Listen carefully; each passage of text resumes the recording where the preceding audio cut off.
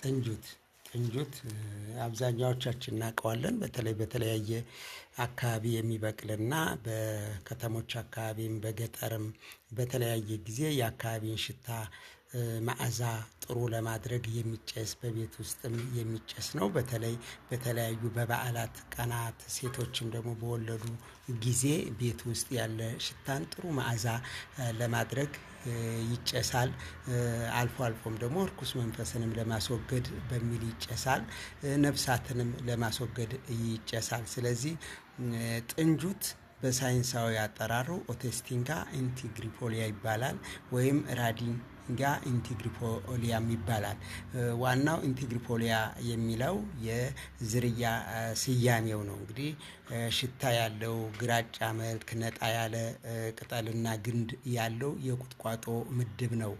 ጥንጁት የተገኘው እንግዲህ በኢትዮጵያ በብዛት ይገኛል። በኢትዮጵያ በኤርትራ ከኢትዮጵያና ከኤርትራ ውጭ በየመን አካባቢ ነው የሚገኘው። የሚበቅልበት ደግሞ የእንጨታማ ስርዓተ ምህዳር ከ1300 እስከ 2800 በዳገታማና በተጎዱ አካባቢዎች በተለይም በሰሜን ኢትዮጵያ፣ በትግራይ፣ በወሎ፣ በጎንደር፣ በጎጃም በስፋት ይበቅላል። በሸዋም እንደዚሁ ድንጋያማ አካባቢዎችን እና ዳገታማ አካባቢዎች ይስማማዋል። ይሄ ማለት ደግሞ በወይና ደጋ ከ1300 እስከ 2800 ማለት በከፊል ቆላ ወይና ደጋና ከፊል ደጋማ አካባቢ ይበቅላል ማለት ነው። በስፋት በተጎዱ አካባቢዎች እንዳልኩትም ይበቅላል። ጥሩ መዓዛ ያለው የወተት እቃዎችን ለማጠን በቤት ውስጥ በአራስ ቤትና እንደዚሁም ደግሞ በተለያዩ በሽታዎች በሚከሰቱበት ጊዜ የወባ ይጨሳል። ጥሩ ሽታና ነፍሳትንም በተለይም የወባ ትንኝን ለማስወገድና ለማባረር እንዲሁም በሬፕላንት በመሆን ያገለግላል። ሬፕላንት ማለት እንግዲህ በሽታው ወይንም በመዓዛው ወይንም ባለው ጠረን እንዳይቀርቡት ማድረግ ነው ነፍሳትን።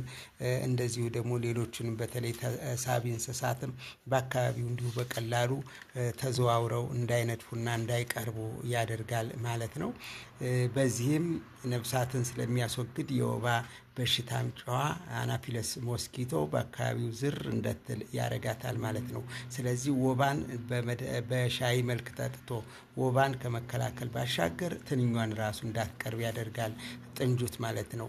ጥንጁት እንደ ሻይ ሲጠጣ ወባን ለመከላከል ለደም ግፊትና ለምግብ መፈጨት ይረዳል ማለት ነው። እንደ ሻይ ቅጠል ሆኖ ስለሚያገለግል ነው።